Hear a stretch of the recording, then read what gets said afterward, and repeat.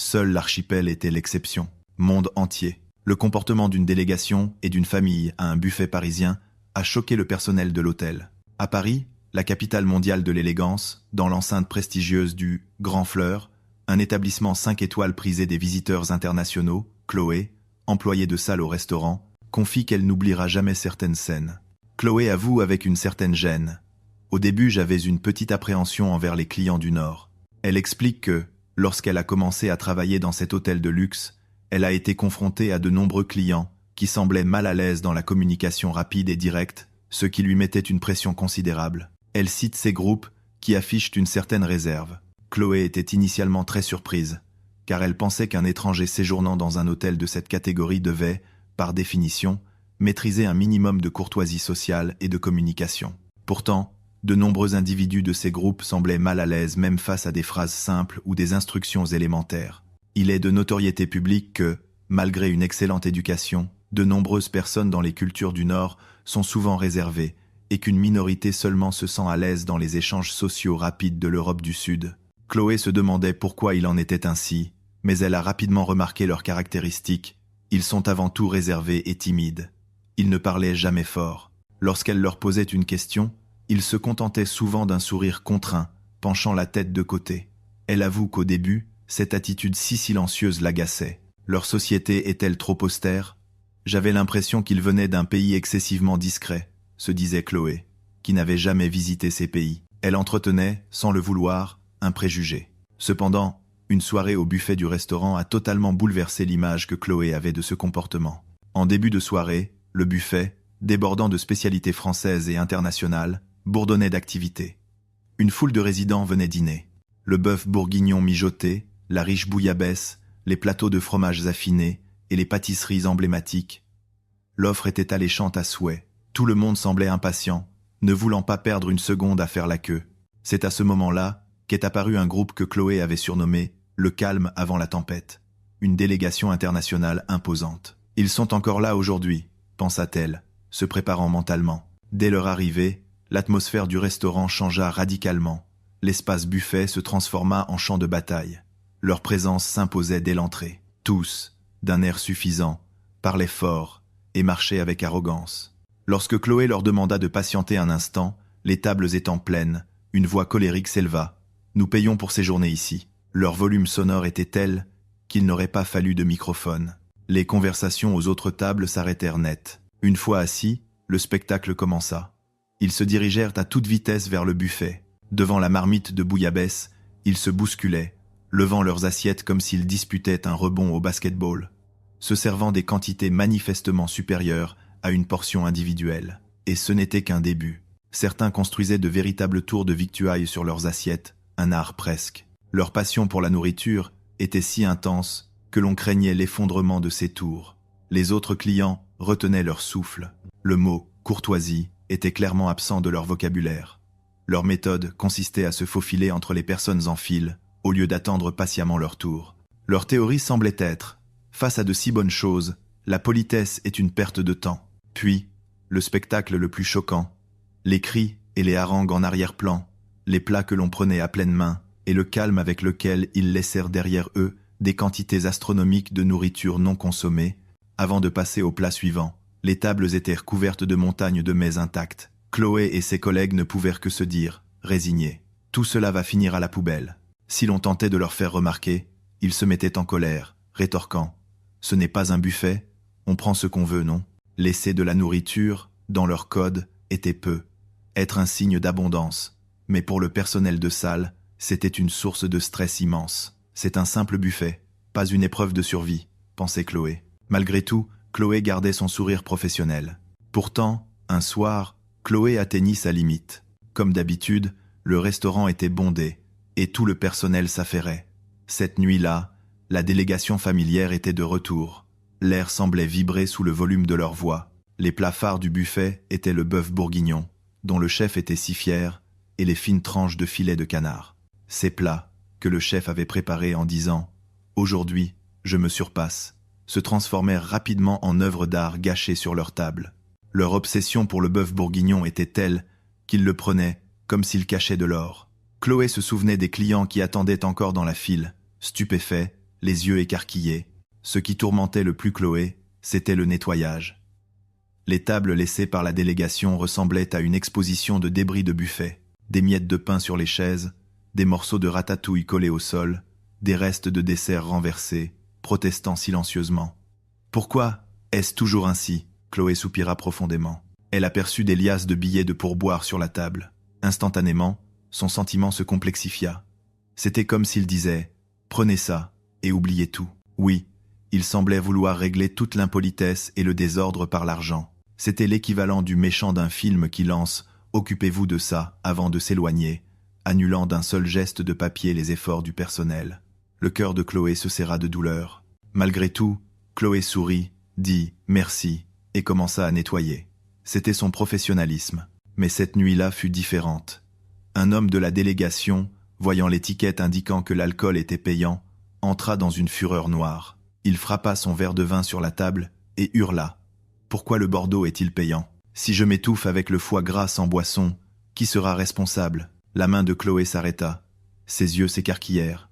Elle était paralysée. « Si je m'étouffe, qui sera responsable ?» Ce n'était plus une simple plainte, c'était l'introduction d'un roman absurde. Pour obtenir sa satisfaction, Chloé dut argumenter pendant près d'1 heure. À chaque explication, son esprit s'affaiblissait. Une corde se cassa dans le cœur de Chloé. « Je n'en peux plus ». On raconte que ce soir-là, elle pleura pour la première fois dans le vestiaire. Ses efforts, sa délicatesse, n'étaient même pas perçus. Être ne suis-je qu'une simple ramasseuse de restes. Une profonde tristesse l'envahit. Le lendemain, Chloé arriva plus tôt que d'habitude. Moins de 24 heures après la théorie grotesque du « vin gratuit pour éviter l'étouffement », elle priait en silence pour une journée paisible. C'est alors qu'un groupe de 8 personnes fit son apparition à l'entrée. Un couple âgé, 2 jeunes couples, qui semblaient être leurs enfants, et quelques enfants. Ils affichaient le calme serein de ceux qui profitent de la visite. Le monsieur âgé demanda poliment, dans un anglais certes hésitant mais très courtois, « Pouvons-nous entrer ?» Chloé fut stupéfaite par cette phrase. Ils n'avaient pas l'attitude. Notre entrée est indue. Ils étaient modestes et respectueux, préoccupés par leur nombre. « Quoi ? Nous pouvons entrer ?»« Bien sûr que vous pouvez, » répondit Chloé, presque gênée par une politesse si excessive, même si les tables étaient prêtes. C'étaient des Scandinaves. Chloé se dit « Ah, encore ces clients excessivement silencieux. Mais au moins, c'est mieux que le vacarme. » Tandis qu'elle les menait à leur table, les enfants, tenus par la main, ne sautaient ni ne criaient. Chloé regarda l'espace buffet. Comme d'habitude, les plats populaires étaient pris d'assaut. La bouillabaisse, les fines herbes de Provence, le poulet rôti, la soupe à l'oignon gratiné. D'après l'expérience de Chloé, si la délégation internationale était là, ce serait une lutte pour la nourriture. Mais ce groupe scandinave était différent. Face à la rangée de plats convoités, personne n'a rempli son assiette. Il prenait de petites portions de chaque plat, les dégustant lentement. Ce qui laissait Chloé perplexe, c'était la zone de la bouillabaisse. Un groupe international l'aurait presque vidé. Les Scandinaves, eux, ne se faufilaient pas, n'interrompaient pas la file. S'il y avait quelqu'un devant, ils attendaient patiemment. Vu de l'extérieur, la culture de la file d'attente semblait faire partie de leur ADN. Quand leur tour arrivait, ils ne prenaient qu'une petite quantité, la disposant délicatement dans un coin de l'assiette. Leur attitude donnait l'impression qu'ils n'étaient pas là pour un buffet, à volonté, mais pour une dégustation prudente. Le plus marquant fut un incident avec un garçon d'environ 10 ans. Sa petite main fit tomber accidentellement la pince à servir. Au bruit du clac, l'enfant fit immédiatement une petite révérence à Chloé, en disant « Pardon ». Ses parents accoururent aussitôt, s'excusant profondément. Toutes nos excuses pour cette impolitesse. Une telle courtoisie donna un moment à Chloé l'illusion d'être dans un dîner privé raffiné, et non dans un buffet d'hôtel. Ils prenaient leurs plats, mangeaient et conversaient en souriant, sans jamais déranger les autres tables. Chloé était légèrement choquée par l'existence de clients aussi silencieux et agréables que l'air ambiant. Pourquoi étaient-ils si différents? Chloé, se remémorant la consommation réservée des Scandinaves, marmonna dans son cœur.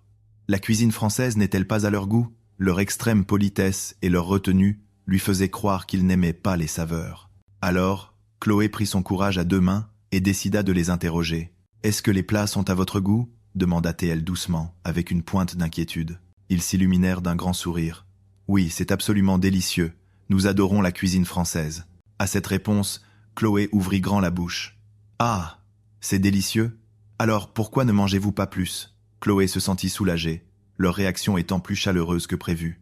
Elle sortit alors son téléphone et afficha un message sur l'application de traduction. « Pourquoi ne prenez-vous qu'une si petite quantité? C'est un buffet.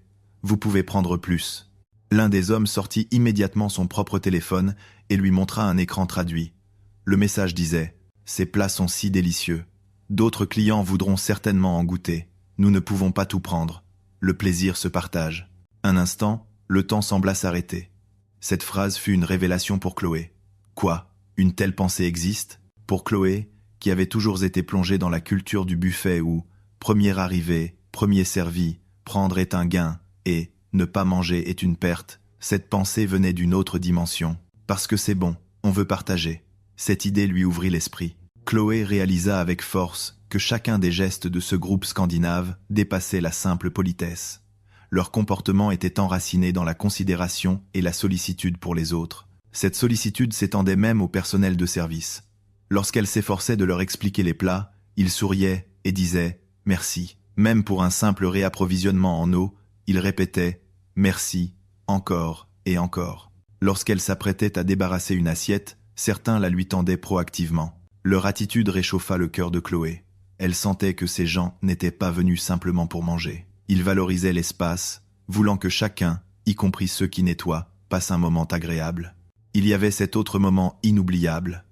Une petite fille murmura à sa mère « Maman, partagez la nourriture, c'est meilleur, n'est-ce pas ?» En entendant cela, Chloé pensa « Cet enfant grandira et deviendra certainement quelqu'un qui chérit les autres. » Ainsi se termina cette soirée calme et agréable avec les Scandinaves. Mais ce n'était pas une fin. C'était le début du désir de Chloé d'en savoir plus sur leur culture. Chloé avait souvent entendu dire que « le client est roi », mais dans son expérience, elle ne l'avait presque jamais vraiment ressenti. Au contraire, elle gérait quotidiennement des gens qui, loin d'être des rois, hurlaient comme des divinités. Mais les Scandinaves étaient différents. Ils n'utilisaient pas leur statut de client comme un bouclier. Ils semblaient constamment conscients d'être ceux qui recevaient un service. « Merci ». C'était le mot qu'ils avaient prononcé d'innombrables fois en une soirée. Même si l'explication n'était pas très claire, ils souriaient, acquiesçaient en disant « ce n'est pas grave » et ajoutaient « merci encore ». C'était presque magique. Ce simple mot avait sauvé le cœur de Chloé et de ses collègues tant de fois. Ce n'était pas un mot prononcé parce qu'ils avaient reçu un service, mais un mot empli d'une émotion humaine. C'était naturel et chaleureux. Leurs actions étaient encore plus surprenantes. L'enfant faisait tomber la fourchette. Les parents la ramassaient rapidement en s'excusant profondément. « Nous sommes désolés. » Ils empilaient les assiettes usagées au centre de la table pour faciliter le nettoyage. Si une serviette ou une cuillère tombait, ils ne l'ignoraient pas. Ils la ramassaient et l'attendaient. « Pourriez-vous me la remplacer, s'il vous plaît ?» Quand quelqu'un de la table voisine voulait reculer sa chaise, ils rentraient légèrement la leur pour libérer le passage. Dans cet espace, flottait une atmosphère où chacun participait courtoisement à l'utilisation de cet espace public qu'était le restaurant. Chloé ne pouvait s'empêcher de penser « Ces gens ne sont pas des clients, mais des coacteurs. » Sur cette scène du restaurant, parfois le serveur est la vedette, parfois le plat est la vedette, mais à tous ces moments, les Scandinaves accompagnaient l'action avec une élégance discrète. C'était une culture du respect qui n'était écrite dans aucun manuel. Et cela ne se limitait pas au restaurant. Tous les employés de l'hôtel ressentaient la même chose. Les clients scandinaves sont vraiment différents. Ce sont des gens qui agissent en pensant aux autres. Nous recevons de la force de leur part. Non seulement Chloé, mais aussi le chef, le personnel d'accueil, les femmes de chambre.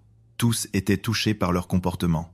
Après son service, Chloé discutait souvent dans le vestiaire avec Clémentine, la responsable des étages. Ce jour-là, la conversation passa naturellement du groupe scandinave qui venait de partir aux chambres. « Hé Chloé, tu as vu la chambre des Scandinaves ?» demanda Clémentine. « Pas encore », répondit Chloé. Clémentine sourit. Elle était incroyablement propre. La chambre utilisée par les Scandinaves était si ordonnée qu'on aurait dit que le lit n'avait presque pas besoin d'être refait. Les serviettes de bain usagées étaient rassemblées dans un coin, les poubelles triées dans des sacs. Clémentine ajouta, émue. La chambre semblait vouloir cacher discrètement le fait que quelqu'un y avait séjourné. Ce qui l'avait le plus surprise, c'était le linge de lit. Les draps et les housses de couette étaient soigneusement empilés. Je n'aurais jamais pensé que quelqu'un nous aiderait à faire le lit. Il voulait probablement nous faciliter le travail de nettoyage, dit-elle. Chloé acquiesça. En revanche, la chambre après le départ de la délégation internationale était un autre monde. Les oreillers par terre, les serviettes mouillées en boule, les prospectus éparpillés, malgré la présence d'une poubelle, des papiers, des bouteilles en plastique et des sacs de snacks jonchèrent le sol. Des traces de poudre mystérieuses parsemaient le bureau. En y regardant de plus près, il s'agissait probablement de résidus de leurs propres infusions de thé ou d'épices. L'évier était rempli de coton-tige et de mouchoirs usagés. Le papier toilette était arraché en lambeaux. Clémentine sourit d'un air résigné. Avant de nettoyer, on doit d'abord faire une inspection de la scène. Elle concéda qu'il y avait des clients internationaux police, bien sûr, mais lorsqu'ils venaient en groupe, le risque que la chambre soit saccagée augmentait considérablement. Souvent, on trouvait une enveloppe contenant une somme d'argent considérable en pourboire, mais Clémentine se sentait souvent vide. L'argent est apprécié, mais honnêtement, ce qui nous rend le plus heureux, c'est de voir une chambre gardée propre en pensant au prochain occupant. Dans ce contexte, ce que les Scandinaves laissaient derrière eux n'était pas de la monnaie, mais une trace de cœur. Un mot « merci pour votre attention » écrit à la main, une serviette légèrement pliée, et l'atmosphère de propreté que l'on ressentait en entrant. Ils n'avaient pas laissé de pourboire, mais leur intention était bien là. Chloé approuva l'analyse de Clémentine. Le nettoyage est un travail souvent invisible, mais c'est précisément l'endroit où l'on voit la vraie nature des gens. Le personnel était unanime. Les Scandinaves pensent aux autres, même là où on ne les voit pas. Ils ne se contentent pas de leur propre confort, ils imaginent ce que ressentira la personne qui viendra après eux. C'était exactement ce que Chloé avait ressenti au restaurant. Malgré les différences de pays et de langue, il suffisait de voir la chambre pour comprendre. Ces personnes vivent pour les autres. En ayant cette impression, Chloé commença à faire face à ses propres préjugés passés. Honnêtement, au début, je n'aimais pas beaucoup les Scandinaves, mais maintenant c'est totalement différent. La nuit au restaurant et les chambres laissées impeccables lui avaient appris que, même sans les mots, les cœurs peuvent se comprendre. Elle n'aurait jamais cru qu'on puisse transmettre autant sans parler parfaitement sa langue. Chloé sentait que, pour chaque personne de ce groupe, la considération des sentiments d'autrui était une évidence. Ce n'est pas qu'une règle, c'est une culture qui leur a été inculquée naturellement dès l'enfance. Le fait que les enfants eux-mêmes parlent de considération montre que leur éducation familiale est exemplaire. Je pense que la notion de prendre soin des autres est très répandue dans cette société. Chloé croyait que les Français avaient une nature douce et polie, mais les manières des Scandinaves cachaient une couche encore plus profonde de délicatesse. Par exemple, quand la délégation internationale s'énervait contre un serveur, un couple scandinave s'était discrètement adressé à Chloé pour lui exprimer leur soutien. « Vous allez bien ? Ne vous surmenez pas. » C'était une véritable sollicitude, non écrite dans les manuels de bienséance. Chloé réfléchit. Est-ce que je comprenais vraiment ces gens ? J'avais beaucoup de malentendus. Mais ce sont les Scandinaves eux-mêmes qui m'ont corrigé avec douceur et respect. Pour Chloé, le fait qu'ils aient pu changer son cœur sans s'énerver ni accuser, mais en agissant simplement avec leur propre calme, était un miracle. Si mon enfant voulait étudier à l'étranger, je recommanderais sans hésiter la Scandinavie. Chloé était désormais convaincue qu'il pourrait y être entouré de gens doux et apprendre la sollicitude mieux qu'ailleurs. Je respecte sincèrement leur culture, dit Chloé, les yeux brillants de fierté. Qu'en pensez-vous ? Dans un environnement où l'on peut prendre et manger à sa guise comme un buffet, c'est peu. Être là que la vraie nature d'une personne se révèle le mieux. Chloé a été touchée par l'attitude scandinave. Mais en réalité, les Français aussi ont des valeurs précieuses de non-gaspillage, un véritable art de vivre et un respect pour la cuisine. On dit même qu'il faut toujours honorer la nourriture. C'est pour cette raison que les Scandinaves, en partageant la nourriture et en laissant leurs assiettes nettes, ont créé un écho magnifique avec la culture de Chloé. Je crois que même si les nations sont différentes, l'intention de respecter la nourriture par considération pour les autres peut être un pont vers un monde plus doux et plus intègre. Merci de nous avoir lus jusqu'à la fin. Si cela vous a plu, n'oubliez pas de vous abonner à la chaîne et de laisser un j'aime. Nous attendons vos commentaires avec impatience. À bientôt pour une prochaine histoire.